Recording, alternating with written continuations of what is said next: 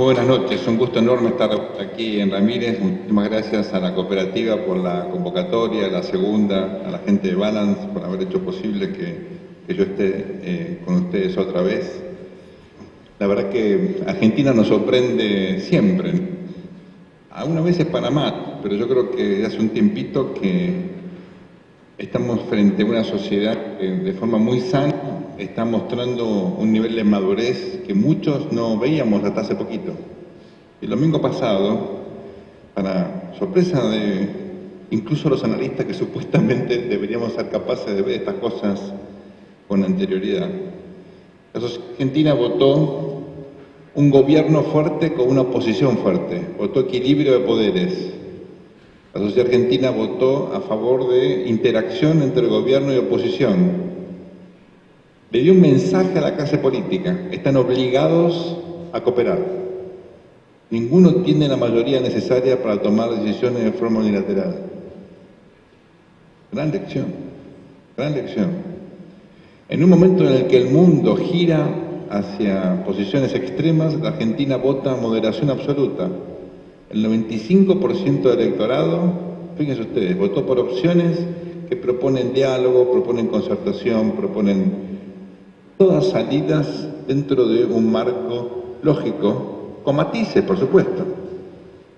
Más aún, la hipótesis que voy a desarrollar esta noche con ustedes es que tiene la posibilidad, a partir de este proceso electoral tan singular, de conformar dos grandes coaliciones, una de centro-derecha, otra de centro-izquierda, una más antiperonista, otra más peronista, pero son coaliciones diversas internamente, o sea, tienen mecanismos de moderación internas y a la vez que en conjunto tienden a conformar un sistema político que puede darnos la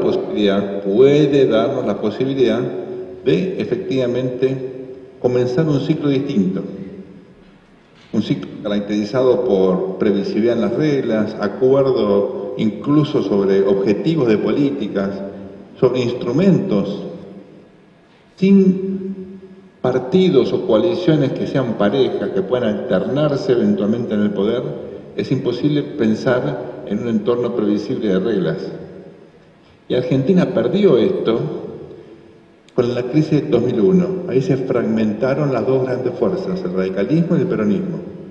Recuerden ustedes que en el año 2003, la primera elección luego de la gran crisis, tuvimos 3 candidatos por cada uno de los dos grandes partidos.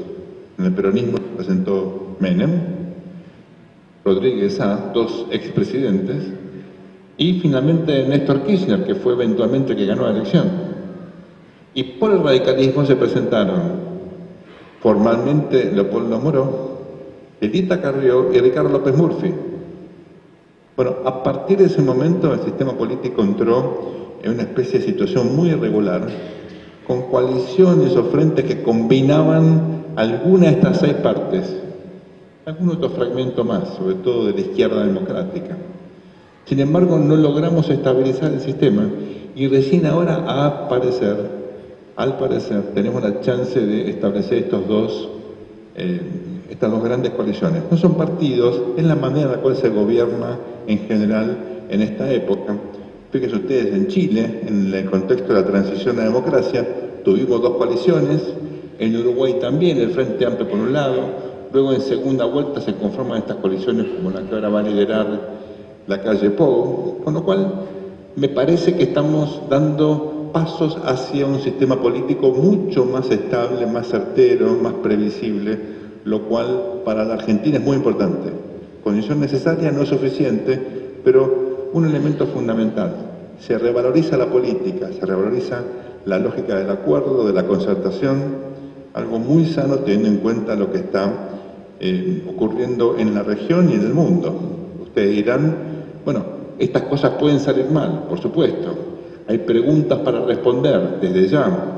Hay chance de que en el frente de todos haya una dualidad en el liderazgo, por la presencia de la expresidenta y naturalmente por el presidente por ahora electo, el futuro presidente Alberto Fernández. Todo eso es cierto, lo vamos a tratar de hoy analizar. Pero en principio, creo que tenemos que estar muy satisfechos de esta elección. Fue totalmente transparente, fíjense lo que pasa en Bolivia. Totalmente transparente, a pesar de las dudas con el recuento, con la empresa, no hay un solo reclamo serio de que hubo efectivamente fraude o algún tipo de irregularidad. Una elección que se desarrolló en total paz, lo mismo que en todas las elecciones provinciales. Una muy interesante señal de una sociedad argentina que está madurando. Entonces, no me anda. ¿Ah?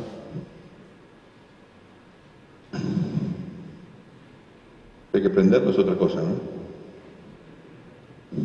Ahí está. Entonces, focalicemos el análisis en la transición de acá al 10 de diciembre y, por supuesto, en los desafíos de la gestión a partir del 10 de diciembre.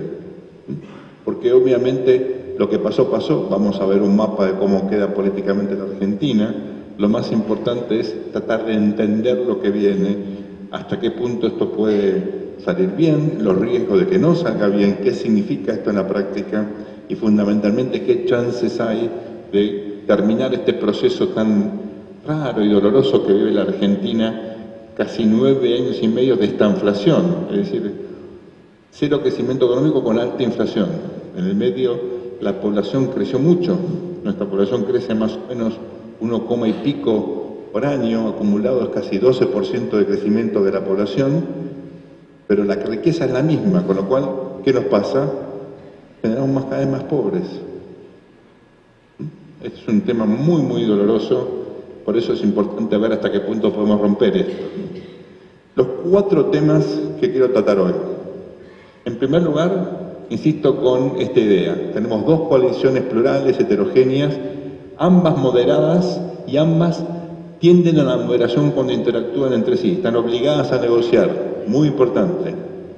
Un sistema político equilibrado y sin riesgos de hegemonía, que es una larga cuestión argentina. Siempre tenemos chance de que el sistema político se desvíe por un lado o para el otro y hasta demasiada concentración de autoridad y esto efectivamente afecte las libertades, afecte la lógica institucional. Son 2 grandes fuerzas obligadas a dialogar. Pero aquí hay un problema. En nuestro país no tenemos cultura de diálogo, no tenemos experiencias exitosas de concertación. Es un sistema político que está más acostumbrado a confrontar que a dialogar. Al margen de la locura de las redes sociales, ¿recuerdan ustedes? Bueno, el ejemplo más típico, ¿se acuerdan del libro de Sarmiento, no? El Facundo. Bueno, ¿se acuerdan el subtítulo del Facundo? ¿Civilización? ¿Civilización? Miren, es civilización y barbarie. Mucha gente cree que es civilización o barbarie.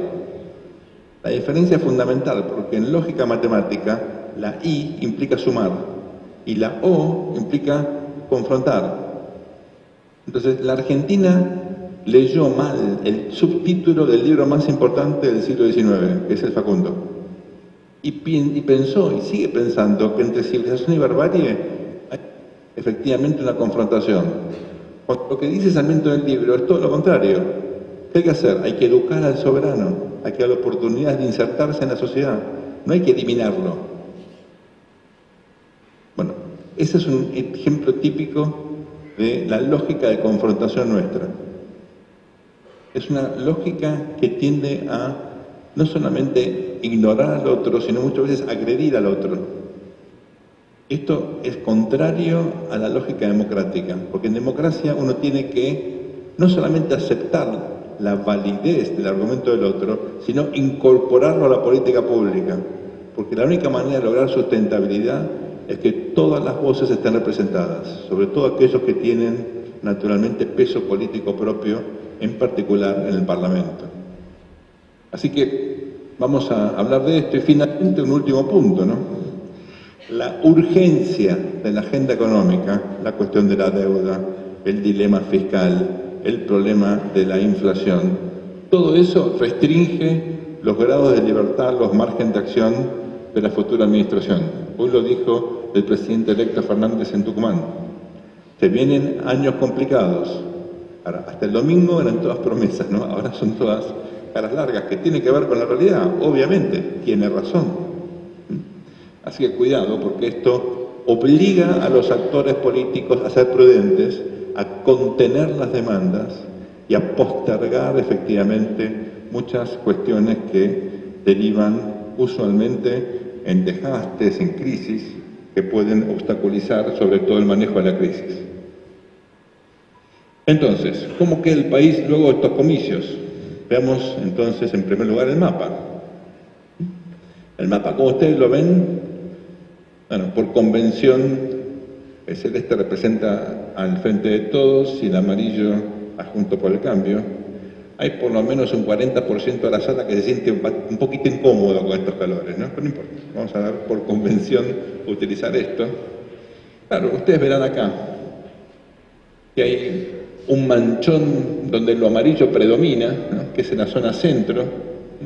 Luego hay en algunos lugares también alguna cosa interesante, pero fundamentalmente el voto, ¿verdad?, de Juntos por el Cambio está en la zona más moderna, está en la zona más integrada del mundo, donde la economía moderna, la economía privada, las redes de la producción son más sofisticadas. En otras palabras, donde hay ciudadanía autónoma, donde hay modernidad, ahí predomina efectivamente el voto a Juntos por el Cambio. Por el contrario, en las zonas más pobres, el norte, el conurbano, en zonas donde el empleo público y los subsidios del sector público tienen más peso relativo que la economía privada, ahí efectivamente predomina el voto a el Frente de Todos. Es decir, en el peronismo, más todos sus aliados, claro, el ecosistema donde encuentra más apoyo es efectivamente en estas zonas. La Patagonia es una excepción, porque es una zona muy moderna, con una economía basada en la energía, en la minería, en la pesca y el turismo, pero estas son áreas donde la economía moderna es muy capital intensiva, es decir, genera pocos puestos de trabajo. Y efectivamente el empleo público tiene un peso enorme y ahí es donde se explica el voto a el Frente de Todos. Entonces, uno mira los guarismos y la diferencia entre las PASO y la elección general, ustedes saben, ha sido muy significativa. Aquí está parte de la explicación de dónde salen los votos que obtuvo Macri, ese diferencial de 7 puntos. Básicamente, el doctor Labaña perdió 2 puntos, tanto Gómez Centurión como José Luis Espert, también en conjunto perdieron algo así como 2 puntos. El voto en blanco se redujo otro 1,5 puntos, votó más gente y mejoró la fiscalización. O sea, son un conjunto de factores diversos que explican esta remontada que experimentó Juntos por el Cambio, ¿verdad? ¿Cómo queda el nuevo Congreso? Muy parejo. 119 bancas a favor de Juntos por el Cambio, el Frente de Todos con aliados, un interbloque, ¿verdad? 120 bancas. Por supuesto, hace falta 129 para el quórum, con lo cual hace falta negociar, ya sea con algunos de los diputados de partidos independientes, izquierdas, que son poquitos. Vamos a ver cuál es la dinámica, pero claramente el factor fundamental aquí, como ustedes saben, va a ser el presidente de la Cámara de Diputados, que es Sergio Massa. Como vamos a ver enseguida, él tuvo un rol fundamental dándole esa diferencia de votos que obtuvo Alberto Fernández, tanto en las PASO como en la elección del domingo, comparado con la performance de Daniel Scioli en esa época del Frente para la Victoria, 4 años atrás. Esos 10 puntos de diferencia, más o menos, que obtiene ahora el Frente de Todos, precisamente corresponde a la mitad de los votos de, en su momento, el Frente Renovador. Ese es el plus que le trae Massa, entonces, a este peronismo ahora reunificado. En parte por eso, el papel de Sergio Massa, también de Cristian Ritondo, que se incorpora a la Cámara de Diputados, hasta ahora el ministro de Seguridad de la gobernadora Vidal en la provincia de Buenos Aires, van a ser cruciales. Y fíjense qué interesante, ambos políticos, ¿qué raíz tienen? son peronistas, ¿verdad? Si el diálogo va a fluir en parte porque tienen un común denominador en cuanto a su cultura política de origen. Un rol muy importante tendrá Mario Negri. Recuerden que Mario Negri emerge como uno de los grandes ganadores el domingo pasado. La performance de Juntos por el Cambio en Córdoba no tiene precedente. Sacaron 6 diputados, nunca pasó esto, ni siquiera cuando Angelos fue candidato radical en el año 89. Imagínense lo que implica esto para un líder como Mario Negri, que ya tenía un rol importante en el gobierno hasta ahora y va a tener un rol muy importante en el Parlamento a partir de este 10 de diciembre. En el Senado, por supuesto, con 72 bancas, allí efectivamente el peronismo va a tener quórum propio en la medida que todos los segmentos del peronismo estén alineados. Y aquí, como ustedes saben, los gobernadores tienen una importancia enorme. El Senado es la casa de las provincias y por más que los bloques, por supuesto, orientan las decisiones de sus miembros, indudablemente los gobernadores van a influir también en la generación de este quórum, ¿verdad? Así que veremos cómo se desarrolla el proceso, pero como ustedes miran, tanto en la Cámara de Diputados como en el Senado, ¿cuál es la conclusión más importante que podemos sacar? Acá no hay riesgo de hegemonías, acá no hay riesgos de que haya mayorías calificadas, 2/3, para imponer leyes fundamentales, como por ejemplo una reforma de la Constitución. Eso no va a pasar sin consenso. Para definir el procurador hace falta apoyo, por ejemplo, en este caso, de Juntos por el Cambio. Hace falta 2/3, el nuevo presidente del Banco Central, y así sucesivamente. ¿Qué votó la sociedad argentina entonces? Moderación. Obligan a la clase política a acordar. Muy importante. ¿Se acuerdan el concepto que yo sugería antes, ¿no? Un sistema de dos grandes coaliciones. Por un lado, el Frente de Todos, por otro lado, Juntos por el Cambio. Confieso, este slide originalmente no tenía estos colores. Era azul de un lado y... Bueno, pero como yo soy de River, decidimos cambiarlo, ¿no? Entonces pusimos... color naranja, en homenaje a Scioli, ¿no? En algún sentido. Entonces, son dos grandes coaliciones, heterogéneas, plurales y moderadas. ¿Por qué digo que son moderadas? Bueno, vamos a ver enseguida, porque la propia Cristina da un paso al costado y convoca al crítico más agudo que tuvo durante 10 años y medio, que es Alberto Fernández. ¿Y sabe qué hizo ayer? Fue tanto el lío del escenario el domingo de la noche, que estaban todos con cara larga, ¿vieron? Era un festejo que parecía un velorio, ¿no? Cuando hablaba Cristina, Kicillof, habló Alberto. Fue tan la bronca esa noche que Alberto designó al equipo de transición, que tiene 4 integrantes, Santiago Cafiero, Guado de Pedro, que son 2 jóvenes muy inteligentes ambos. Guado de Pedro viene de la Cámpora, pero está muy moderado.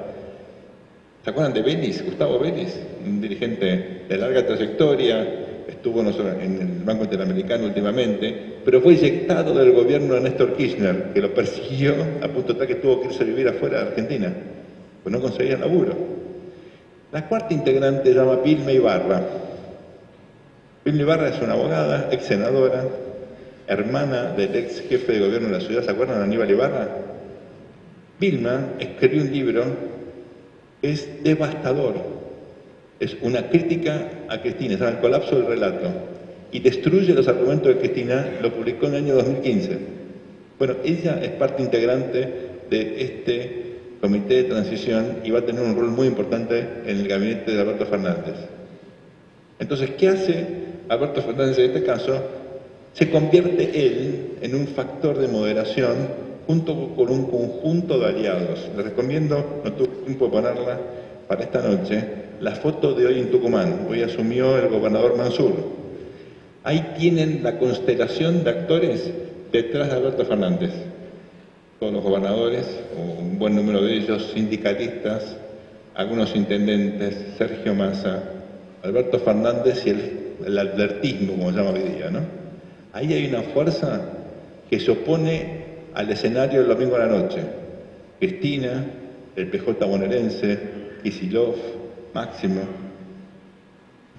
ahí están, digamos, los dos polos, los halcones y las palomas, con lo cual ahí mismo ustedes ven factor de moderación en la lógica interna de la conformación del Frente de Todos. Y algo parecido pasa con Juntos por el Cambio, donde, por supuesto, el presidente Macri, hasta hoy la doctora Carrió, que acaba de renunciar a su banca, por supuesto Miguel Pichetto, Marcos Peña, etcétera, son los más duros. Y tanto María Eugenia Vidal, Martín Lustó y fundamentalmente Horacio Rodríguez Larreta, que emerge como efectivamente una figura fuerte en el escenario de Juntos por el Cambio por su triunfo en la ciudad, más otra figura que les pido que recuerden, que tuvo un rol fundamental en el último año, que es Alfredo Cornejo, el gobernador saliente de Mendoza, titular del radicalismo, va a ser un diputado de muchísima visibilidad en este Congreso y tiene ambiciones y proyección presidencial. Bueno, ahí tienen un sector más versátil, que fue crítico de Macri, con lo cual también ahí hay sectores internos de alguna manera generando un balance, ¿no?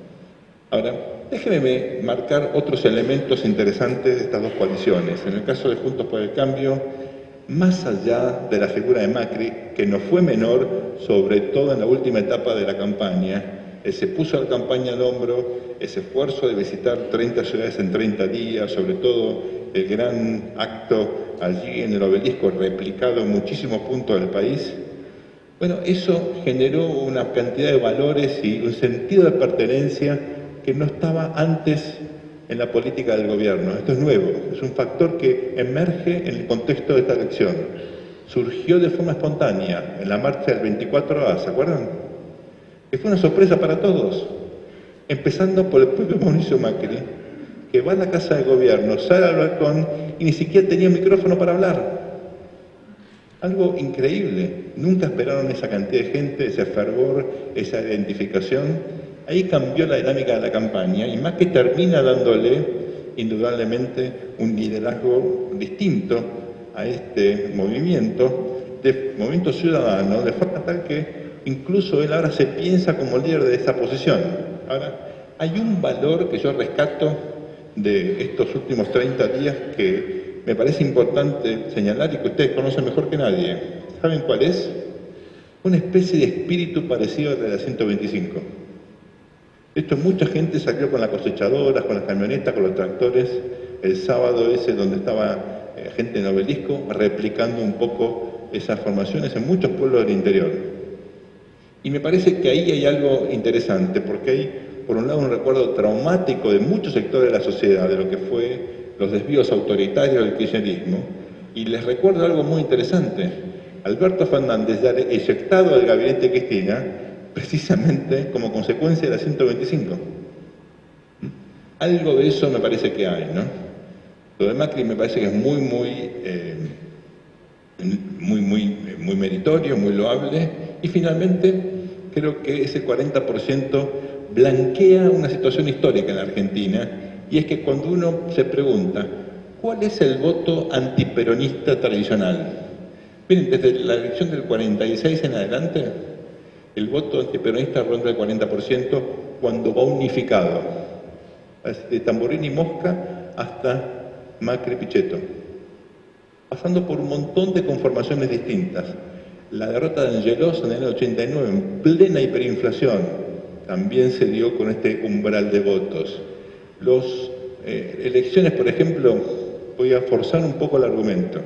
La elección de 2003, ustedes suman López Murphy, Menem y un sector de Rita Carrió, también llegan a este umbral de votos. Es decir, hay un 40% de una Argentina que rechaza el populismo, que se ve a sí misma, no necesariamente como gorila, pero sí rechaza las formas del populismo y se abraza a ideales más republicanos, más institucionalistas.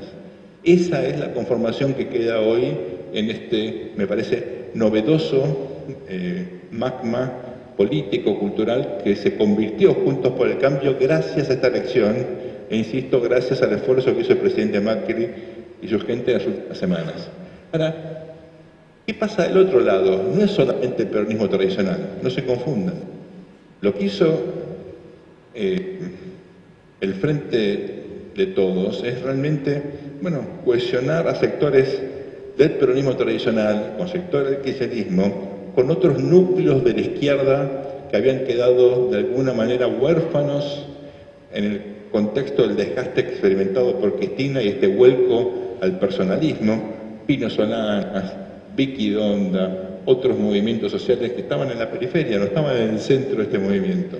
Bueno, ahí hubo un esfuerzo para enhebrar todas estas voluntades, sobre todo tratando de capitalizar el malestar económico, particularmente desde abril del año 18, por eso es tan interesante tener en cuenta que eso fue un punto de inflexión en la historia contemporánea de la Argentina, una crisis cambiaria muy severa.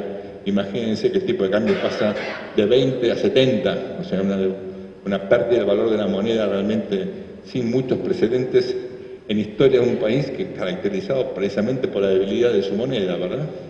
Acá hay un conjunto de ciudadanos abrumados por la pérdida del poder adquisitivo, por la presión tributaria, fundamentalmente, no solamente trabajadores, desempleados, el mundo pyme de las grandes urbes, sobre todo el Gran Buenos Aires. Ustedes analizan el voto en la tercera sección electoral, no son solamente pobres, muchos comerciantes de Loma de Zamora, de Quilmes, de Almirante Brown, Berazategui, Avellaneda, también votaron por el Frente de Todos. Cuidado con eso. Entonces, aquí es interesante porque uno siempre habla en ciencia política de las ventajas del oficialismo. De hecho, en las provincias, de 22 elecciones, en 19 de ellas predominaron quienes estaban gobernando. Solamente provincia de Buenos Aires, Santa Fe y Tierra del Fuego tuvieron cambio de administración. Bueno, cuando hay una crisis tan severa, cuando el poder adquisitivo cae 20%, como pasó entre el segundo semestre del año 17 y el primer semestre de este año, claramente ser gobierno, lejos de ayudar, es un problema. Entonces, la oposición gana espacio con esta clase de críticas a la cuestión económica, que ustedes recordarán fue el foco principal del discurso electoral de Alberto Fernández. ¿Quién dio vuelta a este proceso político? Y que falta en esta foto, creo que fue crucial, por su lectura, por su sagacidad y por el hecho de estar dispuesta a dar un paso al costado. Fue Cristina. Cristina advierte que la sociedad argentina rechazaba a sus candidatos, como la había rechazado a ella en la elección del 2017. Les recuerdo, 2009, 2013, 2015, 2017, años electorales. ¿Qué tienen en común? En todas perdió el kirchnerismo. En todas. 4 elecciones de 5. Claro, ustedes dirán, ganó el 2011 por el 54% de los votos, nada más y nada menos que la reelección, y es cierto. Pero ¿qué aprendió Cristina del resto de las elecciones? Que peleándose contra el peronismo tenía mucha chance de perder. Que confrontando justamente con los gobernadores, con el peronismo moderado, ella perdía. Cristina entendió que únicamente ella podía volver a influir en la agenda pública si no se presentaba. Esto se lo dijeron abiertamente muchos gobernadores que durante un tiempo interesante habían optado por una tercera vía, alternativa federal, Schiaretti, Massa, Pichetto, Urtubey, y otros que estaban deambulando, apostando por esta opción. Cuando ella da el paso al costado, cuando ella apoya a los gobernadores en las provincias, retirando candidatos que le implicasen a estos gobernadores un problema para lograr su reelección, ustedes lo vieron mejor que nadie. ¿Cuánto hacía que el peronismo estaba unificado en Entre Ríos? Bueno, Cristina ayudó a la unificación del peronismo en todas las provincias, justamente para que los gobernadores pudieran ganar elecciones. Por eso Perotti, su vecino, ahora es gobernador. El peronismo todo junto. Bueno, gracias a eso ella logró entonces conformar una coalición con chance de volver al poder. Le costó mucho advertir. Lo advirtió en carne propia en el 2017, cuando en la provincia de Buenos Aires no logró la mayoría, ella entró al Senado por la minoría. Ganó Esteban Bullrich esa elección, con Gladys González, 2 personas que ahora caminan por la provincia de Buenos Aires y difícilmente alguien los reconozca. ¿Cómo puede ser que alguien como Cristina perdiera esa elección? Bueno, era otro momento económico, era otro momento político, pero fundamentalmente el peronismo decidió que Cristina no ganase y presentó la candidatura de Florencio Randazzo, exministro de Interior y Transporte de ella. ¿Se acuerdan? Sacó 5 puntos, que fue la diferencia entre Esteban Bullrich y Cristina. Pregunta, ¿quién fue el jefe de campaña de Florencio Randazzo? Alberto Fernández. O sea, Cristina trae a su coalición no solamente una figura moderada, que había trabajado con Cavallo, antes con Alfonsín, después con Duhalde, y luego de Kirchner, con Scioli, con Massa, con Randazzo. No. Ella trae al artífice de su derrota, de su última derrota. Y finalmente también traen a la coalición al responsable de sus 2 anteriores derrotas, 2013 y 2015, que es Sergio Massa. Entonces, aquí hay un proceso de reunificación del peronismo con estos 2 actores. Un giro hacia el centro que tuvo éxito, que implica el desplazamiento de Cristina, con la duda de qué va a hacer ella ahora, hasta qué punto va a influir o no. Yo creo que en el gabinete va a tener muy poca influencia, veremos en la gestión. Y con algo que vale la pena enfatizar, otra vez ustedes lo ven en la foto de Tucumán hoy. Alberto Fernández se presenta como una especie de gerente de los gobernadores. Cristina elige a un dirigente sin poder territorial, elige un dirigente que nunca fue gobernador antes, por eso no fue Felipe Solá el candidato a presidente. Cristina lo que quería era una persona débil que dependiera de otros, que no tuviera territorio. Miren, Alberto Fernández no solamente no tiene territorio, en la ciudad de Buenos Aires el peronismo pierde sistemáticamente y él era derrotado de las internas del peronismo. Más aún, miren, es una persona que nunca tuvo ambiciones presidenciales, justamente porque venía de un territorio donde el peronismo perdía siempre. Él construía para otros.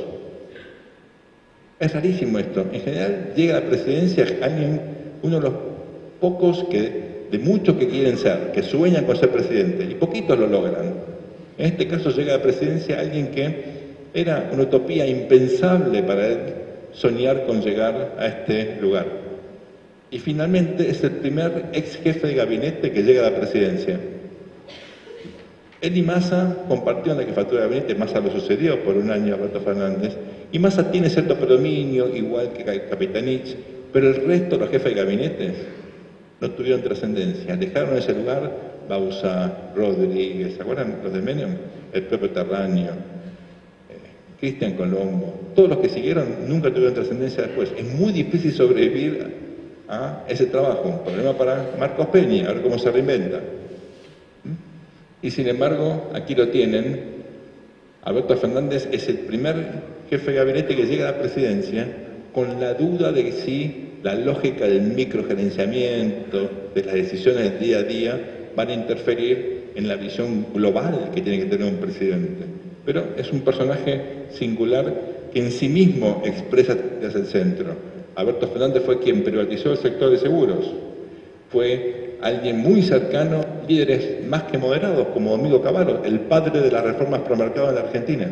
Hay algún video donde muestra que Fernández era muy crítico del gasto público.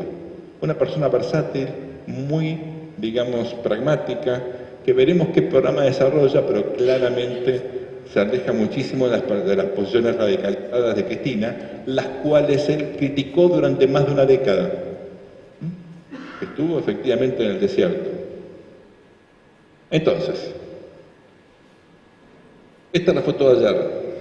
Si ustedes piensan lo que pasó en el último debate, el cruce agresivo de ambos, ahí detrás del escenario en la Facultad de Derecho de la UBA, esta foto parece impensada. Y donde la cara de alivio del presidente Macri es conmovedora, ¿verdad? Pobre hombre, la que tuvo que pasar. Ahora, ¿cuáles son las claves de una transición exitosa, no? Miren, cooperar es necesario, no es suficiente, porque hay que tomar medidas duras a partir de ya, ahora. Hoy fue un día un poquito más razonable en los mercados afuera. Ayer fue una locura.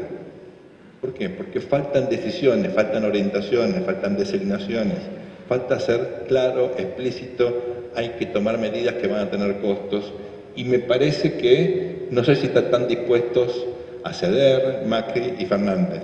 Fernández le va a pedir a Macri que haga muchas cosas como la del ultracepo del domingo y Macri va a decir, yo quiero ser líder de la oposición, es decir, tengo esperanzas de volver, no me conviene encima terminar con mayor costos, sobre todo mirando lo que pasa en Ecuador, en Chile, donde pequeños ajustes tarifarios terminan generando grandes despelotes, ¿verdad? Así que hay que ver cómo esto sigue, donde hay tipo cuestiones obvias, la cuestión de la deuda, la negociación con el fondo, una cuestión de emisión monetaria que va a tener el Tesoro ahora, porque estamos no solamente sin dólares, sino sin pesos, y que pagar un montón de cosas de acá a fin de año, el ajuste tarifario, en fin, la agenda es bien compleja, ojo con esto. Entonces vamos terminando, así tenemos tiempo para preguntas y respuestas. Principales interrogantes, ¿no? Miren, yo veo un camino sinuoso, repleto de obstáculos, donde el principal riesgo ahora es de hiperinflación. ¿Por qué? Porque la demanda de dinero está muy caída, no se pueden comprar dólares y, lógicamente, el riesgo es que la gente empiece a defender sus pesos comprando bienes. Y si esto termina generando, por mayor presión de la demanda, aumento de precios, bueno, hay que tener cuidado. Encima el Banco Central está bajando la tasa de interés, al margen de la emisión que viene, ese riesgo efectivamente está. Segundo riesgo, conflictos sociales y que haya una lógica de violencia distinta a la paz que tuvimos hasta ahora. Ayer desapareció un pago de autos quemados en Palermo, ojo con eso. Son pequeños indicios de que hay de forma latente focos potenciales de conflicto. La paz social que tiene Argentina comparado a lo que uno ve en la región es básicamente correlacionada o explicada por el gasto social y por redes de contención. También tenemos algo, esto es muy importante, al tener cooperativas, grupos piqueteros, no esta cooperativa, cooperativas de trabajo, ¿no? Grupos piqueteros y demás, hay con quién negociar. Miren, no es que me gusten estos grupos, pero al menos hay alguien con quien sentarse. Piensen el dilema chileno, ¿con quién negocia Piñera? Hay 1 millón de personas en la calle, ¿con quién te sentás? No hay dirigencia, hay una crisis de legitimidad del sistema político, gobierno y oposición. Eso es muy complejo de solucionar, por eso siguen los conflictos. Echó el mitad de gabinete, hay una cantidad de anuncios, pero no tienen ningún impacto. Por suerte, en nuestro caso, hay mecanismos de contención, pero los conflictos están ahí latentes. ¿Podemos tener de acá a fin de año un default más severo o un reperfilamiento más, severo? Por supuesto que sí, vencen creo que 13.000 millones de dólares de acá a fin de año, demasiada plata que no está. Ojo con eso. Y finalmente, por supuesto que puede haber tensiones dentro de la coalición gobernante. El domingo, atrás del escenario, cuando llegó Cristina, hubo momentos de mucha tensión. De hecho, al escenario subir lo que ella quiso, al margen del discurso de Kicillof, que fue no solamente largo, sino bastante preocupante por las cosas que dijo, ¿verdad? Cuidado con eso, que pueden surgir indudablemente tensiones antes de tiempo. ¿Cómo va a gobernar Fernández? Por supuesto, no lo sabemos, esto es simplemente un interrogante. Hablando con los actores, uno puede de alguna manera extrapolar este gráfico, ¿no? Recuerden, el presidente en Argentina es el titular del Poder Ejecutivo, es decir, es unipersonal. El poder que tiene esa persona es notable. Pero claro, él se va a apoyar en una constelación de actores, en particular los gobernadores, Sergio Massa, los intendentes. Se va a apoyar mucho en los sindicatos y en algunos movimientos sociales que junto con un segmento del sector privado van a conformar esta mesa de concertación para intentar contener las presiones distributivas, la puja de precios y salarios. Eso puede servir si y solo si es acompañado con una política macroeconómica consistente orientada a bajar la inflación, si no, no sirve. Voy a terminar con eso. La Iglesia va a tener un rol muy importante y la gran duda, el rol de la Cámpora y de Cristina. Eduardo Valdés, que es un ex embajador de Cristina en el Vaticano, amigo del Papa, muy amigo de Alberto Fernández, sugirió que la Cámpora debería disolverse e incorporarse al PJ. Es un poco lo que hizo Guado de Pedro. Por supuesto que hay muchos de la Cámpora que no les gustó esto, ¿no? Pero claramente ahí hay una tensión latente, donde, si ustedes me preguntan el rol de Cristina cuál va a ser, enigma. El rol de vicepresidente en Argentina nunca es preponderante, excepto lo que le ocurrió a Cobos. Siempre hay tensiones entre presidente y vice. Acá hay uno de los grandes blancos o incógnitas que tendremos que develar únicamente, que contestar únicamente con el tiempo. Y ahora sí, termino con esto. Argentina es uno de los países más inflacionarios del mundo, pero el mundo resolvió la inflación. Y la fue resolviendo primero en la década del 80 y más contundentemente en la década del 90, con una combinación de políticas ortodoxas, tasa de interés, y heterodoxas. De hecho, nosotros hicimos dos políticas muy exitosas, dos planes de estabilización exitosos, uno en el año 85, el plan austral, y otro en el año 91, la convertibilidad. Ustedes dicen, pero terminó mal. Sí, terminó mal porque no supimos salir de la primera etapa, que fue bajar la inflación. Pero el plan como tal tuvo éxito. No fue continuado luego con políticas apropiadas. ¿En qué consiste esto? Bueno, esto demanda una sincronización de distintas áreas de la política pública, particularmente política monetaria, política fiscal, política de ingresos, precios y salarios, y un esfuerzo político de darle volumen, apoyo a un equipo técnico que tiene que ser sofisticado y estar coordinado entre sí. Eso tuvo el equipo de Juan Surril con Alfonsín y eso tuvo el equipo de Domingo Cavallo con Menem. No tuvo el Cavallo 2 con De la Rúa, entre otras cosas por eso fracasó. El plan de convertibilidad y el plan austral tuvieron algo en común, que fue un cambio de moneda.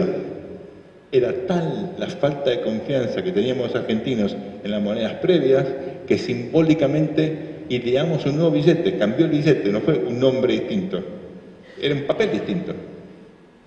O sea, se trata de un esfuerzo realmente significativo y que sin lugar a dudas requiere equipos de trabajo que hoy la Argentina no tiene. No tiene una fundación mediterránea este país con una veintena de técnicos trabajando sistemáticamente durante mucho tiempo en planes, como fue también el equipo de Juan Surril en su momento. Faltan talentos, capital humano para desarrollar un esfuerzo de estas características. Con lo cual, si el nuevo presidente quisiera hacerlo, tendría que realmente juntar distintos economistas, ponerlos a trabajar en conjunto. Esto no se puede hacer el 10 de diciembre. Entonces yo tengo la sensación de que vamos a comenzar el nuevo gobierno con algunas buenas intenciones, con políticas tal vez bien orientadas, pero sin un marco sistemático de trabajo. Pregúntense ustedes cuándo se implementó la convertibilidad. Marzo del 91, cuando Menem había asumido un año y medio antes. Y el plan austral también a comienzo del 85, un año y pico después de la asunción de Alfonsín. Estos planes no se implementan al comienzo porque hace falta elaborarlos, tener tiempo y entender también las condiciones ideales para poder exitosamente implementar algo de estas características. No se sorprendan entonces si el primer equipo económico no dura demasiado. Si tiene algún amigo que quiere llegar al gobierno y se quiere quedar un tiempo, díganle que tenga paciencia, que tal vez estar en la primera formación no estén en buena idea, puede ser que no duren demasiado, ¿no? Así que termino con estas ideas fundamentales. Les pido que recuerden esto. Tenemos ahora la posibilidad de consolidar un régimen político más estable, más predecible, que acuerde reglas del juego que nos den previsibilidad de mediano y largo plazo, cosa que no hemos tenido, no solamente en esta transición. La Argentina tiene desacuerdos sobre visiones fundamentales del país hace ya demasiado tiempo. Dos coaliciones amplias, heterogéneas y moderadas, que pueden equilibrar el sistema político, que descarten riesgos de hegemonía, que sean fuerzas obligadas a dialogar, a lograr estos consensos y a generar, a producir como consecuencia esta cultura entonces de diálogo. Pero claro, la situación económica es tan grave y puede convertirse todavía en un desafío aún peor, esto puede desalentar justamente esta interacción cooperativa o todo lo contrario, forzar a mayor acuerdo, justamente porque lo que está en juego es muy importante. Lo que puede estar en juego aquí es la gobernabilidad, no solamente una presidencia, la gobernabilidad, la velocidad de desgaste del sistema democrático. Si esta crisis escala, puede ser muy severa.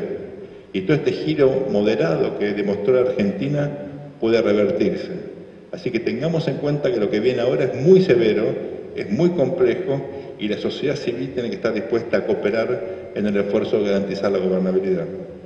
Muchísimas gracias por la atención, un gusto estar aquí con ustedes.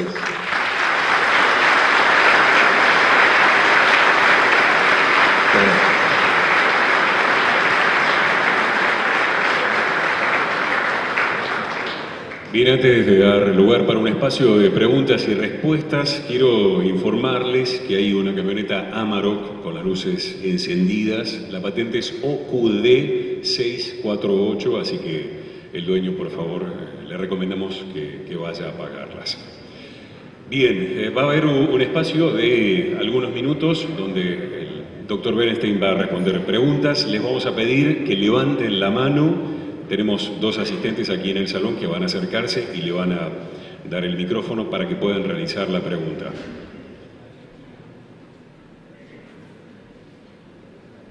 Tengan en cuenta que el doctor tiene luces de frente, así que es probable que no vea demasiado, así que le vamos a pedir un poco de ayuda.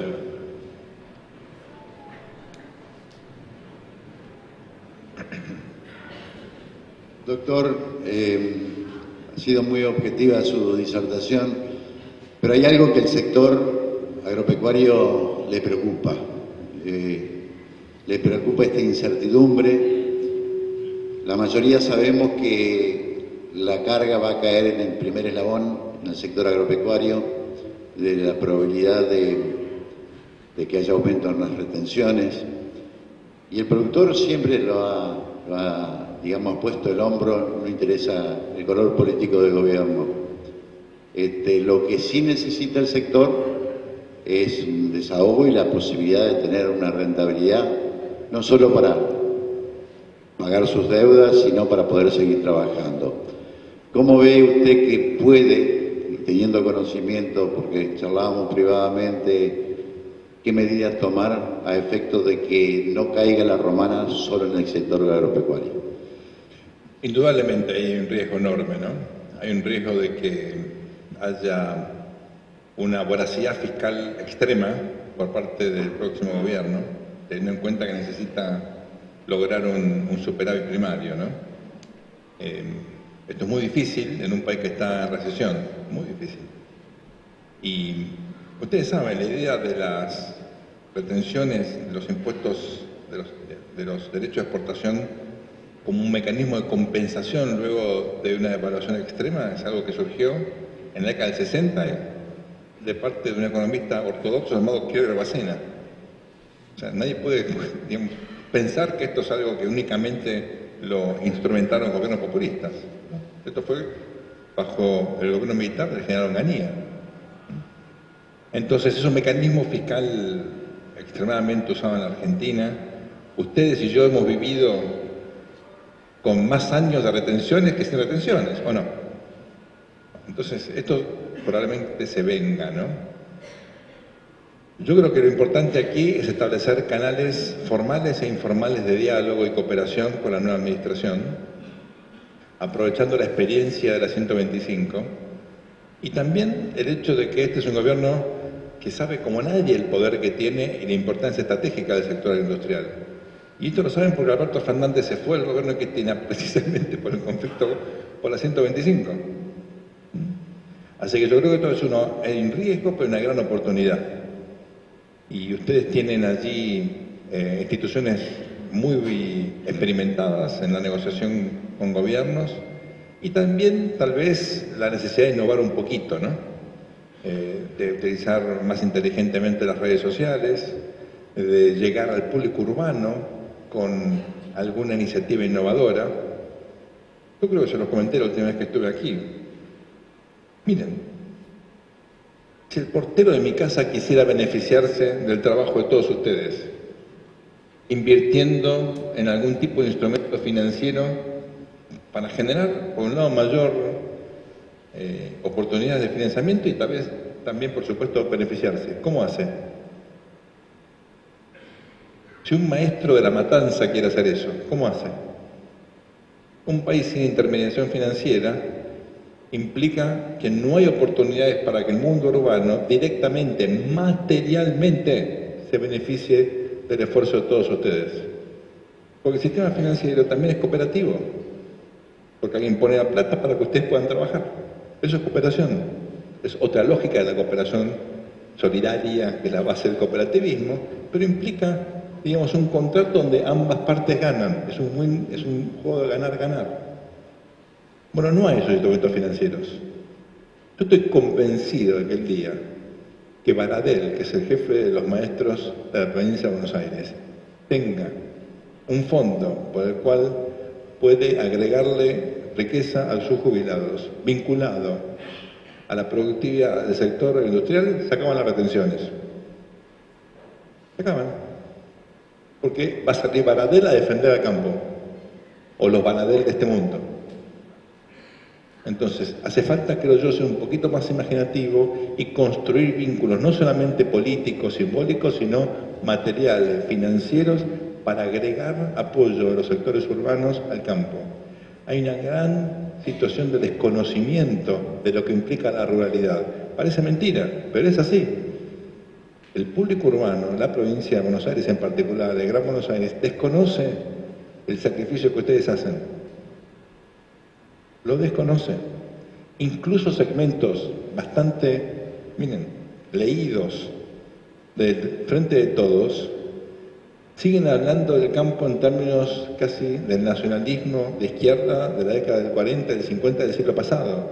Hablan de oligarquía, por ejemplo. Bueno, no existe más la oligarquía, como ustedes saben, y estos prejuicios lo único que hacen es generar una distancia artificial que únicamente se cierra con conocimiento, con interacción y con esfuerzos proactivos. Yo creo que ustedes tienen esa responsabilidad, aparte de la oportunidad, de llevar ese mensaje, de ser quienes inician un vínculo de diálogo para que el otro comprenda de qué se trata, porque es mucha ignorancia al caer de todo esto. Hay prejuicios, hay ignorancia y también hay voracidad fiscal, por supuesto, ¿no? Pero son cosas distintas, son cosas diferentes. Un último punto. El éxito del campo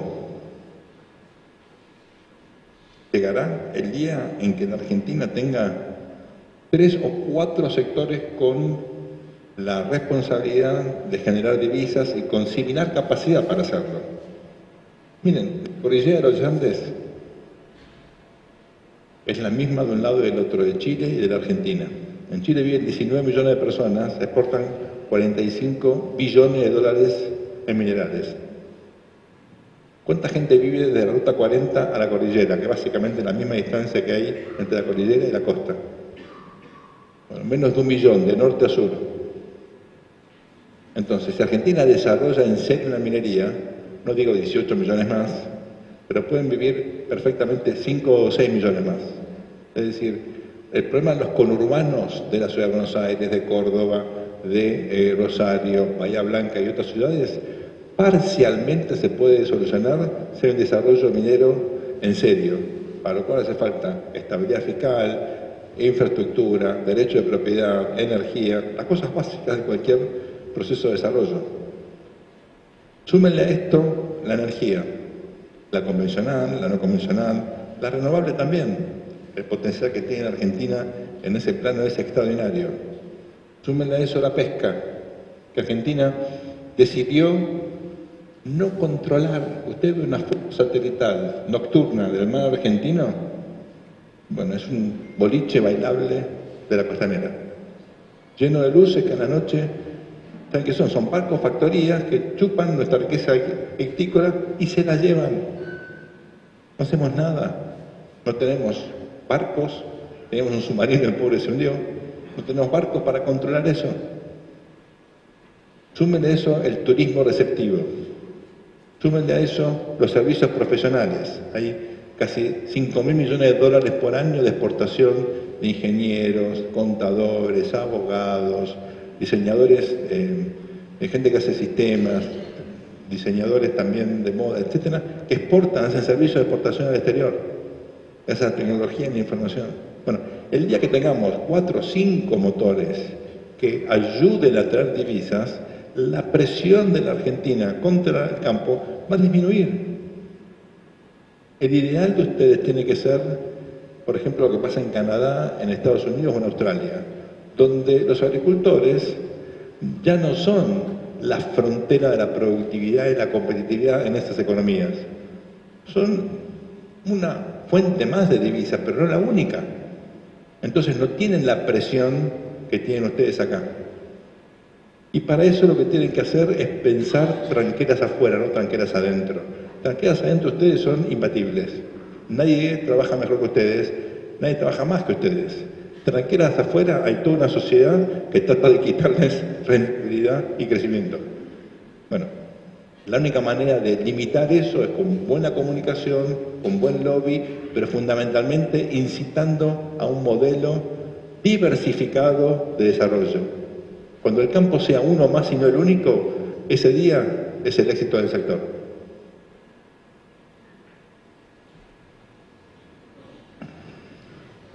Bien, tenemos más preguntas. Nos quedan unos minutos, creo. Muy bien.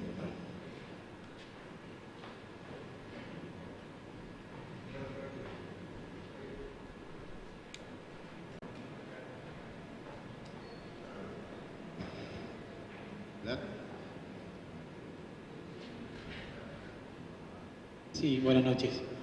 Yo voy a abusar y voy a hacerle dos consultas, pero en todo caso que sean breves las consideraciones. En primer lugar, este mapa que usted planteó de equilibrio en el sistema político, este mensaje de moderación que dio la sociedad argentina o de maduración, ¿cómo puede repercutir en las instituciones de la democracia? Puntualmente en la justicia, por ejemplo. Pensando en una justicia que no sea una revisora del pasado obsesiva, pero que al mismo tiempo nos pueda plantear lo que está bien y lo que está mal en una sociedad para poder construir hacia adelante. Ese equilibrio que nos cuesta también a los argentinos. Y el segundo, alguna consideración sobre la política internacional que puede venir, pensando que es un legado o una herencia que puede considerarse como un capital del presidente Macri, ¿no? Muy buenas preguntas ambas. Muchas gracias. No me referí a ninguno de esos dos temas, así que complementa mi exposición. Respecto a la justicia, ustedes saben que muchas veces generalizamos tomando como parámetro la justicia federal, sobre todo la de la capital, ¿no? Y eso es injusto, porque, por supuesto, vamos a estar toda la noche criticando como Europi, ¿no? Y nos quedamos cortos. Pero la justicia no es solo eso. La justicia tiene otros fueros a nivel federal, tiene otra dinámica a nivel provincial, que ustedes conocen eso mejor que yo. Buena parte de los temas que la justicia tiene que resolver es a nivel provincial y no federal. Y es otra lógica. Hay mucha gente que se esfuerza muchísimo, que trabaja mucho, que son recontra honestos, que aparte ustedes los conocen porque lo ven todo el tiempo. Entonces no generalicemos. ¿Hay un problema con la justicia federal? Sí. ¿Hay un problema con la justicia? Bueno, no estoy tan seguro. Usted dirá, no, bueno, hace falta más capital humano, mejorar los sueldos, mejorar los edificios. Sí, seguro, eso en todo el Estado hace falta eso, no solamente la justicia, en los 3 poderes, ¿no? Dicho esto, ¿acaso podemos generalizar como Europi? Tampoco. Yo puedo dar ejemplo de muy buenos jueces, muy buenos fiscales, camaristas, casación, de hablar la corte, muy buenos, que trabajan mucho, que tienen muchas agallas, que se podrán equivocar, que podrán tener tus sesgos, ninguna duda, pero que son muy rescatables. Entonces, blanco sobre negro. ¿Cuál es el problema acá? La corrupción y la impunidad. Bueno, yo creo que acá hay una situación novedosa, porque muchas causas han avanzado mucho. Y es difícil que esto pueda revertirse. Tenés arrepentidos, tenés evidencia. Muchas de estas cosas están confirmadas por cámara. O sea, ¿cómo vas para atrás? ¿Con qué criterio? Ahora, la presunción de inocencia jamás debe relajarse, nunca. Porque no importa quién sea el acusado, es un principio fundamental del derecho. Y la rigurosidad en la aplicación de los procedimientos tampoco debe relajarse, porque sobre todo a quien uno sospecha que es culpable, a ese hay que aplicarle los procedimientos con absoluta transparencia, sin que haya ningún tipo de exceso. Porque el ejemplo hay que darlo siempre para evitar que haya venganzas en otras circunstancias, en otros tiempos, ¿no? Por ejemplo, que ustedes ven en el Lavallato, es muy interesante, después de un avance enorme, ¿qué nos enteramos hoy? Que hubo excesos por parte de los investigadores, que el juez Moro y su equipo se excedió en la aplicación de la delación premiada, y que como consecuencia de eso las causas pueden caer. Pero por ir muy rápido, ¿qué termina pasando? Colapsa. Es cierto, la sociedad que demanda una justicia rápida, efectiva, y muchas veces eso tienta a los que están de adentro para satisfacer esa demanda, al margen de las ambiciones políticas que efectivamente algunos de esos jueces o fiscales puedan tener, como vimos con el juez Moro. Hoy es ministro de Justicia de Bolsonaro, ¿verdad? Entonces, tampoco sirve eso porque te genera alguna duda. Al final el tipo que puso en prisión a Lula, que era el principal opositor de Bolsonaro, termina como ministro de Bolsonaro. Hay un problema de conflicto de interés ahí, ¿o no? No sirve eso, ¿no? Si él no tenía intención de generarlo, lo generó igual. Y es un tipo inteligente, él sabía que muchos íbamos a pensar, aún gente de afuera que no tiene ningún interés ni de un lado ni del otro. Entonces, síntesis. ¿El desafío está? Sí. Un test ácido para este gobierno. Porque Alberto Fernández, ustedes saben, da clase de qué, del derecho penal en la facultad. Es decir, muchos de los que están en Europa fueron sus alumnos o sus colegas de cátedra. A muchos lo designó él cuando era jefe de gabinete, firmó el decreto. Entonces, cuidado porque es un test ácido para él, que yo soy hijo de un juez. Yo quiero que el derecho funcione en Argentina y tiene una opinión respecto a las causas que involucran al expresidente. De hecho, él coordinó algunas de las defensas de la expresidenta en alguna de sus causas. Entonces, es un test ácido porque ahora no es más el amigo de la presidenta que lo ayuda, en todo caso, con sus problemas con la justicia, es el presidente de la nación. Son dos cosas diferentes. Es otra responsabilidad, tiene otra visibilidad y las consecuencias políticas, simbólicas, institucionales de los actos de él a partir del 10 de diciembre son diferentes. Y él lo sabe mejor que nadie, créanme. Política internacional. Yo creo que de lo mejor del legado de Macri, junto con la lucha contra el narcotráfico, la infraestructura y otras cosas que también se hicieron bien, algo de política social, el programa de embarazo adolescente del gobierno de Macri va a ser un ejemplo mundial de reducción del embarazo en plena crisis. Hay cosas muy buenas hechas que tal vez no se valoran demasiado, pero el tiempo me parece la va a rescatar, ¿no? La política internacional fue una de las grandes cosas que hizo Macri. Crítica a eso. No fue consensuada con la oposición. No fue una política de Estado, fue una decisión del gobierno. No es lo mismo. ¿Por qué? Porque ahora viene otro gobierno y hay una reversión de algunos de los avances hechos, porque no fueron consensuados. Y la política exterior es, por definición, la más estratégica de la política de Estado. Por más que a vos te parezca bien hacer algo, si no es continuado en el tiempo, no tiene sentido, porque estás desdibujando la reputación del país. Entonces, si hoy Alberto Fernández decide, por ejemplo, abandonar el grupo de Lima y, digamos, enfatizar la postura de este grupo de Puebla, alguien que analiza la política exterior argentina, ¿qué va a decir? Típica Argentina, se bandea de un lado para el otro. Eso no sirve. Entonces conviene avanzar un poquitito, pero consensuado, que avanzar un montón si hay riesgo de reversión.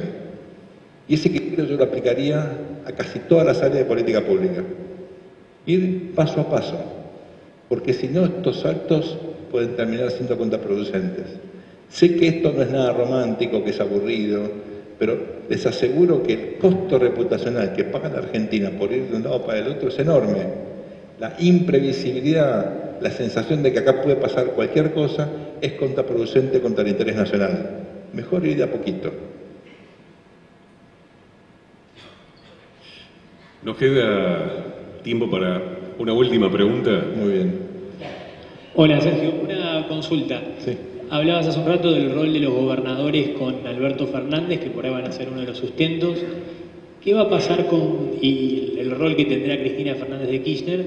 ¿Qué va a pasar con Provincia de Buenos Aires? ¿No? El rol de Kicillof y esto que vos mencionabas, el discurso bastante tajante al principio y la foto esa. ¿Tendrá ya alguna cuestión en Provincia de Buenos Aires? ¿Qué va a pasar con ese rol y qué va a jugar Provincia de Buenos Aires en el esquema que se viene político?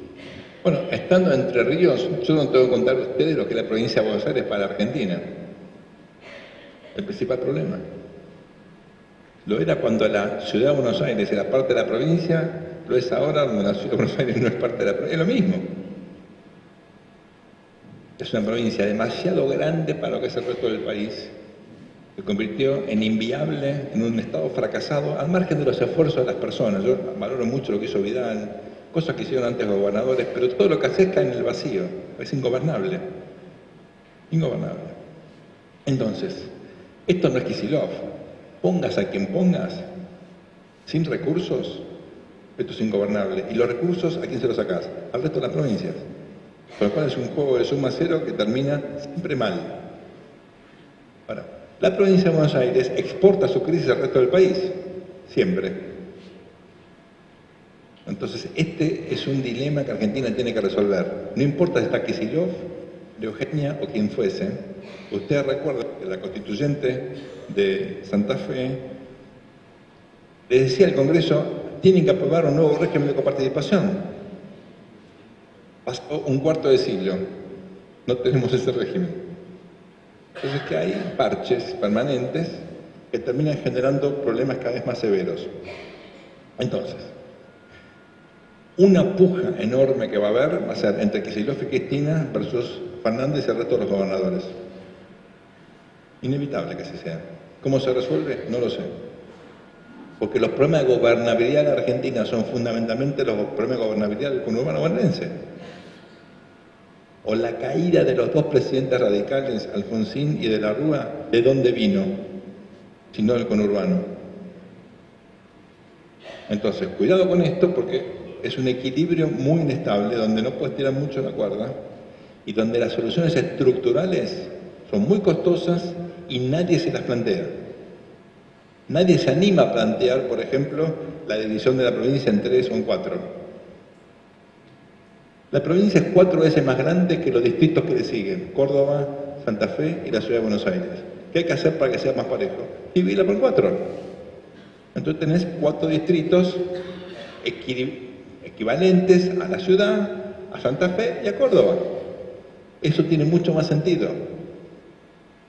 ¿Quién se anima a ese debate? Hace falta una reforma de la Constitución para eso. Bueno, yo creo que es un debate fundamental. Fundamental. Hay que pensar esto en perspectiva. Yo creo que de corto plazo lo más importante es evitar una crisis de gobernabilidad y en eso toda la Argentina tiene que estar de acuerdo, pero también condicionar, obviamente, el pago de deuda y otros gastos enormes de la provincia, porque ¿quién paga por eso si no el Estado Nacional? La provincia es deficitaria por definición por los puntos de participación que transfirió al resto del país al comienzo de la gestión del doctor Alfonsín, que de forma muy lamentablemente infantil o ingenua pensaba que transfiriendo estos recursos a las provincias que expulsaban población iba a permitir generar fuentes, oportunidades en esas provincias para evitar justamente esas migraciones. Eso no ocurrió, todo lo contrario. Por diferentes temas, algunos de orden ambiental, otros demográficos, inmigración de países vecinos, el tamaño del conurbano creció exponencialmente a pesar de que la provincia perdió punto de coparticipación. En parte porque luego, con los diferentes mecanismos, aporte del Tesoro, etcétera, generaban recursos extras por fuera de la coparticipación. Pero la plata llegaba igual, atraían de todas maneras a la población que antes buscaban desalentar, ¿no? Así que ese es un dilema muy complejo que se resuelve con una política de territorialidad. Voy a decir algo muy salvaje, conceptualmente. Acá hay que mirar el stock y el flujo. Lo primero que tenés que lograr es que no sigan llegando migrantes. Y para esto como es un país democrático, cada uno se muda donde quiere, hay que generar oportunidades en otras partes del país. Vuelvo a la idea de la minería, de la energía, de la pesca, del turismo, porque si vos generás oportunidad de trabajo en otras zonas, la gente no va a ir al conurbano, va a ir a esas zonas. Es más, algunos tal vez salgan del conurbano para mudarse a buscar oportunidades. O cuando ustedes miran lo que pasa en Vaca Muerta ahora o en Tierra del Fuego en su momento, no había migrantes de todo el país. Si hay oportunidad de empleo, la gente se mueve. Pero hay que generar oportunidad de empleo, que sea empleo genuino, para orientar el flujo. ¿Para qué haces con el stock? Esto es un dilema muy significativo, porque obviamente tenés que mejorar la calidad de vida de esa gente. Pero si haces eso y no generás oportunidades en el interior, ¿qué ocurre? Va más gente. ¿Por qué? Porque mejoraste la calidad de vida en el Gran Buenos Aires. ¿Me explico? Entonces, no se puede pensar a la provincia aislada del país. No se puede. Hay que pensar a la provincia en el contexto de un plan estratégico que tenga un componente de territorialidad y que tenga planificación. Planificar no es una mala palabra, es una palabra esencial. Una planificación urbana y regional para pensar las potenciales áreas que deberían crecer más, tener una política tributaria acorde con eso. Entonces, si vos querés que la gente se mude a determinadas áreas, bajás los impuestos en ese área. ¿Por qué? Porque necesitas generar incentivo, bajás el costo del crédito en ese área. Y así sucesivamente. Hace falta una planificación matricial, donde la educación, la salud, la infraestructura, etcétera, esté orientada por objetivos estratégicos y no por la capacidad de un gobernador o de intendente de patear un escritorio y llevarse un programa, que es lo que pasa hoy. O preguntarle al intendente si me equivoco. Así. Pero el gana que tiene más manija, más contactos, el que consigue... No tiene sentido en el corto plazo, pero como país es un fracaso. Ese es el gran dilema que tiene la Argentina hoy. Entonces la provincia de Buenos Aires la solucionás cuando desarrolles el resto del país. Después hace falta reformas específicas, yo creo que hay que partirla en 4, insisto, para que quede más o menos pareja con el resto de los otros distritos, y vas a un país con 8 distritos grandes, es otro juego. Bien, señores y señores, le brindamos un fuerte aplauso al doctor Sergio Bernstein. Muchas gracias a ustedes. Gracias. Por su presentación.